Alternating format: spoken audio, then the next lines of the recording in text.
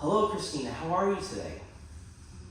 I mean, I've been better. I'm in detox right now. It's not really the most fun place to be.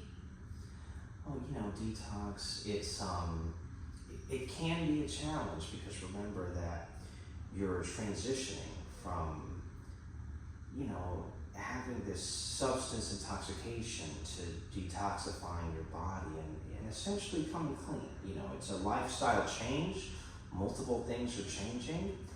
And I think that the fact that you are sticking through this and you are going through this despite the level of intensity that you must be feeling, I think it shows a level of resilience within you.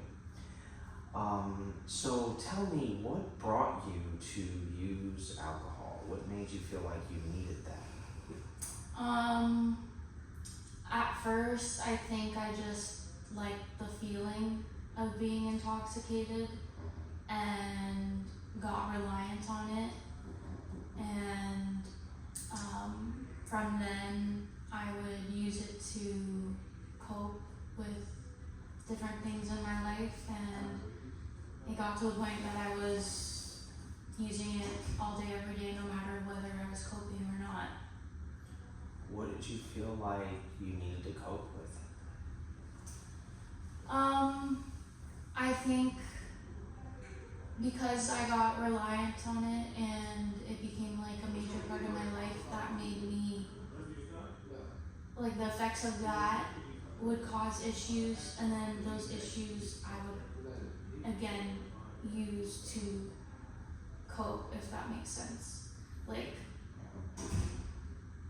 I would use, as a result of that, it would have negative effects on me, cause negative issues around me, and then I would use it again to cope with the initial effects that I was causing anyway. So it was just like this cycle.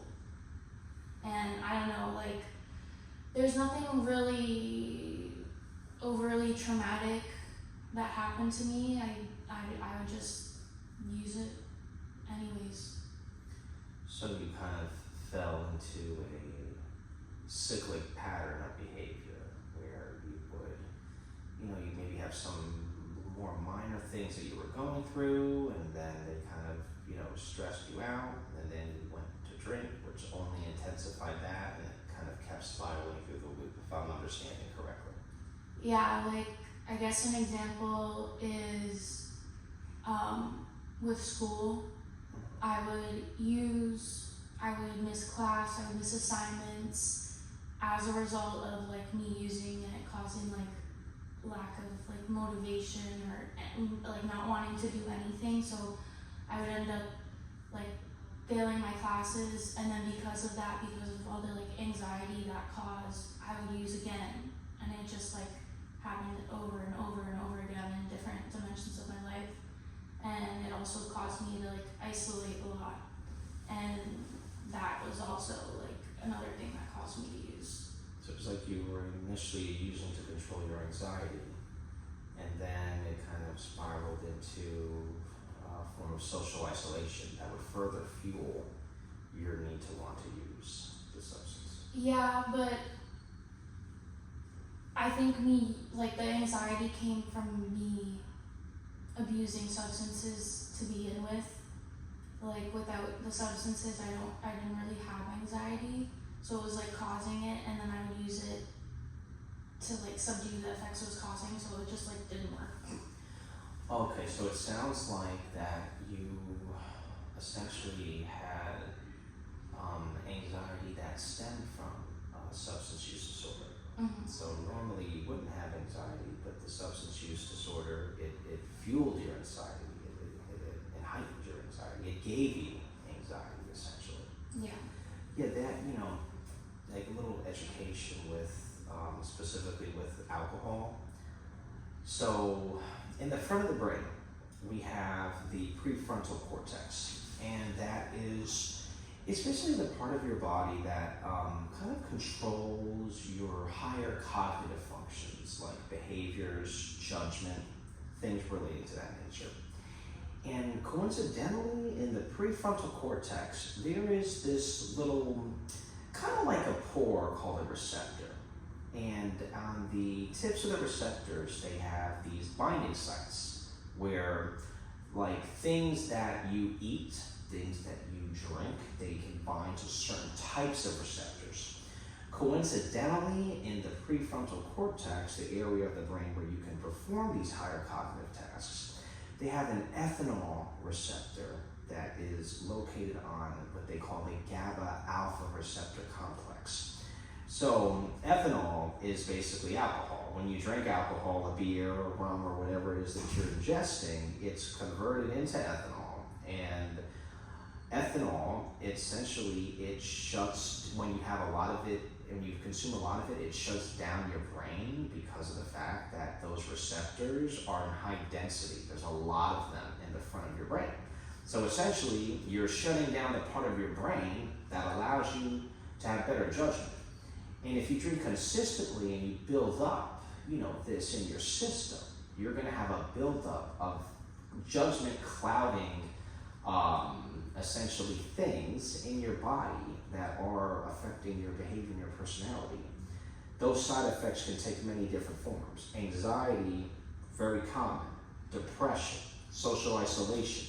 Again, those are mood altering, kind of like mood altering effects that are happening as a result of the alcohol dependence. Now, with that, I know that now obviously you probably do you feel your judgment? How do you feel your judgment? Where does it stand now? Do you feel like you have a clearer head now? I think as I'm detoxing, it's definitely slowly getting better. I think, like you said, I've caused a lot of negative effects to my brain because of the amount I was abusing substances. That obviously has an effect on my judgment and everything, and I think it's gonna take a while before it's fully back, but I can definitely feel myself, feel my brain getting clearer as I'm coming off, if that makes sense. No, absolutely, it makes sense. What you're trying to say to me is that you can feel that as this substance, as you're taking more time away from this substance and you're going through the detox, you're starting to feel that your judgment is returning, that essentially your brain is healing from what it's done. And one thing about the mind, it does have an ability to heal. Even if we do things that can harm it in a way, our bodies have the ability to heal. And so I definitely think that you will regain all your senses as you have them before. Now, I know at this point in time you've been now clean for, we're going on to the second week now, right? Something like that. So, where do you see, let's discuss this. What are some of your strengths to recovery? Where do you see this leading you if you can stay down this path? I definitely think when I'm not using, I'm very motivated and I work hard at things that I want. When I am using, that doesn't happen. But I think I'm motivated and I want to put in the effort and get sober and stay sober. And I think I have a good support system around me to do it. My family's very supportive. I'm involved in a 12-step program and I have people that I can rely on there for sober support. I think those are some of my strengths. Well, let me tell you something. The fact that you have a family that is supportive of you, that is a big, big strength. Because whenever we're detoxing from a substance, it's not something that should be done on your own. Because again, you're transitioning your body. You need people for support.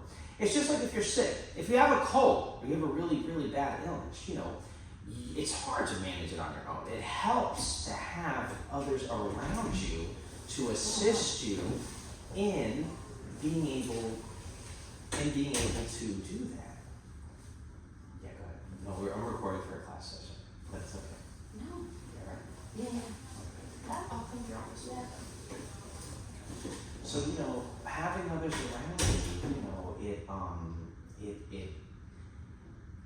like I said, it's just like when you're sick, it helps you be able to get better through it. And this, so not only is this a sickness, this is also a mental thing. It's just as much physical as it is mental.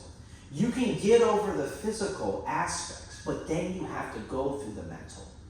And what allows you to be able to go through like a straight shot and get it done and continue sobriety is having that support system and keeping things to fill out your day. You have to replace what you did, that drinking. That's almost, for lack of a better word, not a hobby, but something that kind of like replaces that. You need something in your time to fill that. Family support and structure, that's huge. And a lot of people that don't have that, they have a much harder time getting through it than the people that do. So that is a major strength that you have. Now, what do you think would be something at the same time that could make you fall back into the loop? That's something that you could recognize that could make you fall back into the loop of drinking, alcohol, intoxication? I think when I'm struggling, I have a hard time expressing that to people and asking for help. I think that's something I definitely want to work on.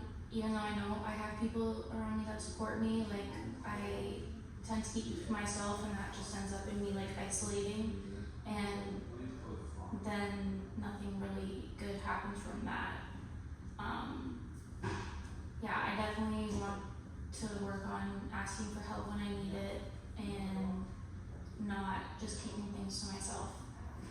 Oh yeah, so what happens is when we internalize things, they can eat us up inside because, as human beings, and everybody's different, but as human beings, our nature usually is to want to express ourselves.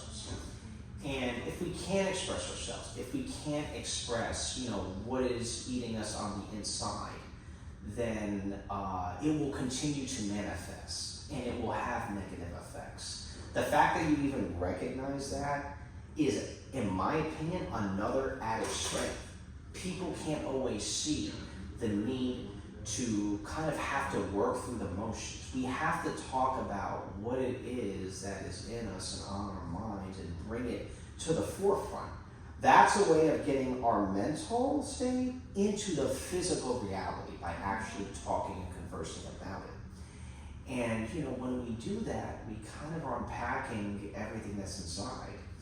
And it makes it real, but it also makes it tangible, and it makes us able to grasp kind of what is going on, share it with other people, and that can allow us to have others inside to help us gain a sense of recovery, gain and continued sobriety in the long run. So I think that's really good that that you have the ability to see that. Now I'd say that I think that we continue monitoring your symptoms. And where would you put your cravings at right now? Maybe like a 5 out of 10. I think part of the reason, like when I'm in groups and like when I'm talking to a therapist or something, like they're not bad, but like I don't have like a lot of activities to do here that I enjoy. So I think like in that time when I'm not doing stuff is when I definitely like think about it. Okay. So it's the time, that downtime, that gives you time to think about it. Mm-hmm. Well, you saw one good idea that I suggested. One good idea I suggest everybody is you have to be open-minded. You have to be willing to try new things. And sometimes it could be things that, maybe we're not so sure of, but you're not going to know unless you try. And remember, again, going back to what I said, replacing, that addiction has to be replaced with something. Maybe you're not into, playing a certain type of sport, but try it. Maybe you're not into video games. I understand that this facility, there's only so many things to do. There's a pool table back there. Maybe you're not into playing pool, but giving it a shot at least gives your mind something different to focus on while you go through this. And the fact that you're actually higher functioning, you're actually able to sit up, you're with your detoxing, but you're not experiencing some of the more extreme intensities, try to give yourself a chance, even if it's for 10 minutes, to try to get up. It will help you in the end. It'll help build your stamina. It'll help get you out of that, physical state, but also mental state. Are you compliant with the current medications they prescribe to you? Yeah, I'm taking them all. Okay, good.